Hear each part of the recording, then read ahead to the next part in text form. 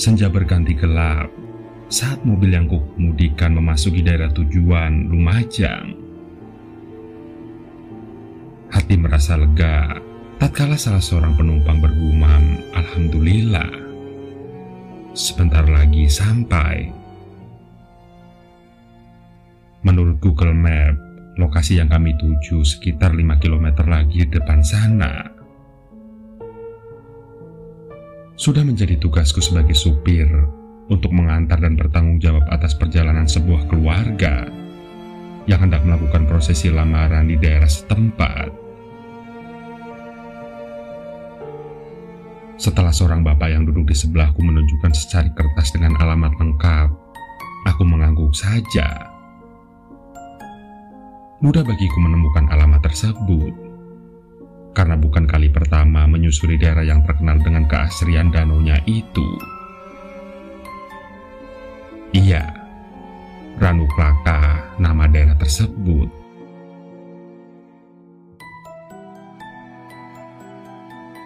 Setibanya di sana, para penumpang yang berjumlah 10 orang turun dari mobil elf yang kukemudikan.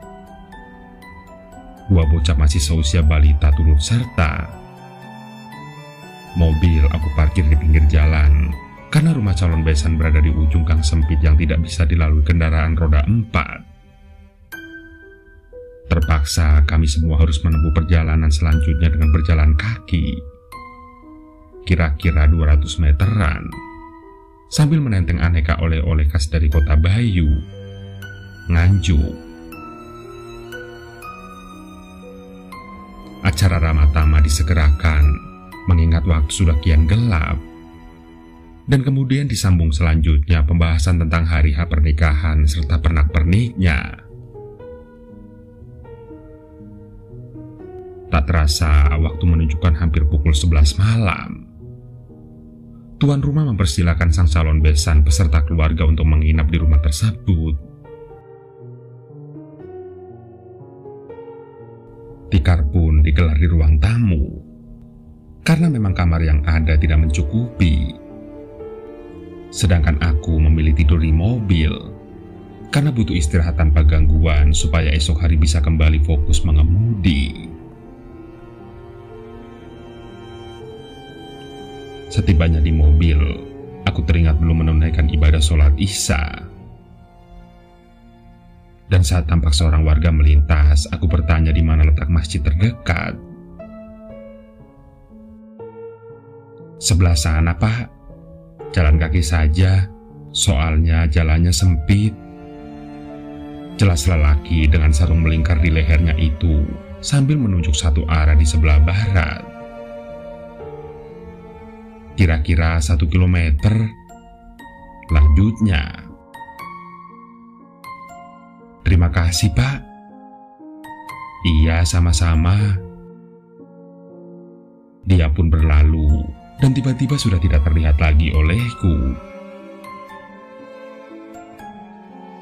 Malam diliputi gelap. Aku berjalan menyusuri jalan setapak seperti yang ditunjukkan oleh lelaki tadi. Tampak di kanan kiri rumah-rumah penduduk sudah tertutup rapat. Namun, 2 rumah tampak terbuka. Entah sang empunya rumah terlupa mengunci pintu atau apa. Jarak 4 rumah terdapat bangunan kecil bercat putih. Tampak olehku sepeda motor yang terparkir di teras rumah. Malam-malam begini motor masih diparkir di luaran. Gak takut dicuri orang apa? Gumamku. Apa atau mungkin memang di sini aman? Lanjutku. Sepi. Tak ada sesiapapun di sepanjang jalan menuju masjid. Remang nyala lampu jalanan menemani gemerisik langkahku. Suara jangkrik dan katak mengiringi penyusuranku di jalan setapak itu. Sesekali suara burung hantu membuat bulu kuduk berdiri. Aku terus melangkah hingga tak terasa sudah sampai di tempat yang aku tuju. Masjid dalam keadaan tertutup rapat saat kaki ini menjejak serambi. Di sebelah kanan bangunan tampak berjejer keran untuk berwudu. Aku segera mensucikan setiap bagian tubuhku dengan hawetu. Kemudian selanjutnya membentangkan sejadah tepat di pintu samping masjid. Aku mulai rakaat pertama hingga salam, diteruskan dengan zikir serta permohonan agar perjalananku pulang nanti diberikan keselamatan dan keberkahan. Sementara itu, derit-derit pohon bambu membuat suasana malam semakin mencekam. 1 jam sudah berlalu. Aku masih duduk bersila menyebut asmanya. Semilir angin membuat kantuk semakin mendera. Dingin sekali. Hingga akhirnya aku putuskan untuk kembali ke mobil, mengistirahatkan tubuh setelah seharian bergelut dengan kemudi mobil. Perjalanan menuju mobil kembali kurasakan mencekam. Tak seorang pun di sana. Suara-suara malam seolah menyertai sepanjang langkahku. Rumah-rumah yang kulewati tampak masih sama, tertutup rapat dan beberapa terbuka. Motor yang terparkir di luar rumah bercat putih itu pun masih ada. Aku hanya menggelengkan kepala. Bagaimana jika ada yang mencurinya?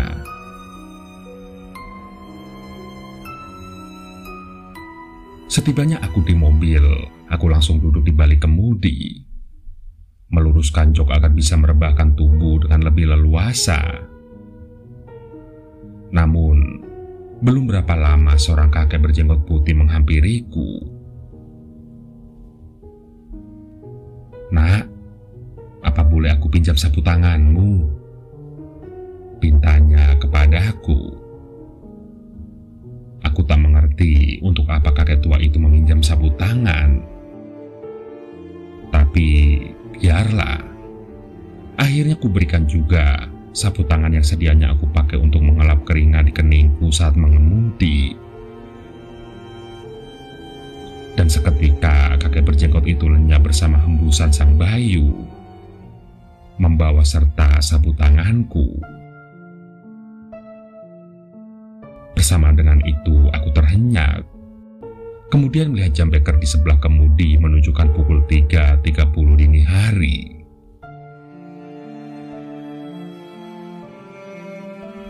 Aku mengusap sudut mata agar pandanganku lebih sempurna. Hembus angin kembali menyadarkanku. Masih sepi. Aku kembali terhenyak, menyadari sapu tangan dalam saku bajuku sudah tidak ada. Apa benar kejadian semalam itu bukan mimpi? Sudahlah. Aku harus bergegas kembali ke masjid untuk persiapan ibadah subuh. Setelah memastikan mobil dalam keadaan aman, aku kembali menyusuri jalan setapak. Namun baru beberapa langkah, aku mendengar suara wanita menjerit histeris, lalu melemparkan rincing dari gendongannya sambil berlari menjauhiku. Aku yang tak kalah terkejutnya lalu mengejar hingga sekitar 200 meter.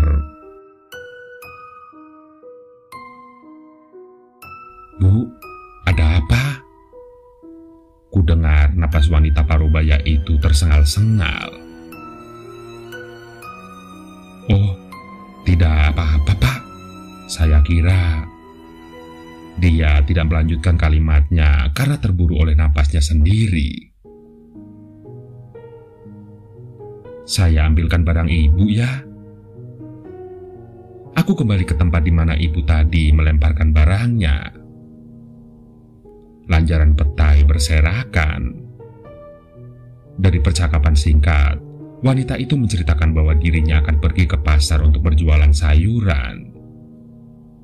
Dan keberadaanku tadi mengejutkannya.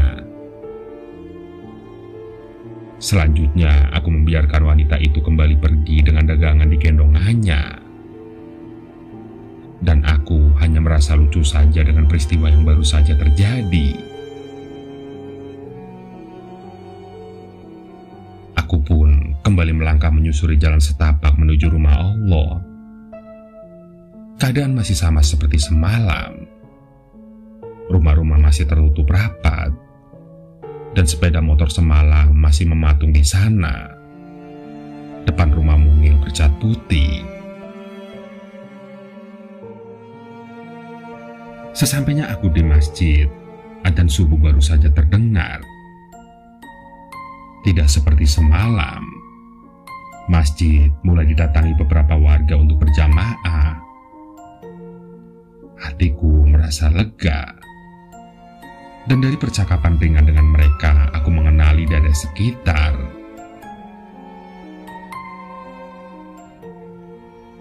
Setelah sholat berjamaah, beberapa warga mulai meninggalkan tempat untuk memulai hari mereka masing-masing. Sedangkan aku memilih tinggal sejenak menunggu fajar menyapa. Dan pada pukul 5:30, aku putuskan untuk kembali ke mobil. Takut ada penumpang yang mencariku. Aku kembali melewati jalan setapak yang sama. Namun betapa syok dan tidak percayanya aku terhadap pemandangan sekitar. Sebelah kanan kiri jalan setapak bukan lagi berjejer rumah warga. Tidak ada lagi motor terparkir depan rumah. Semuanya berubah. Iya, semua hanya deretan batu nisan. Dan jalan setapak yang aku lalui berada di tengah pemakaman umum daerah setempat. Lalu semalam, sontak dadaku berdegup kencang.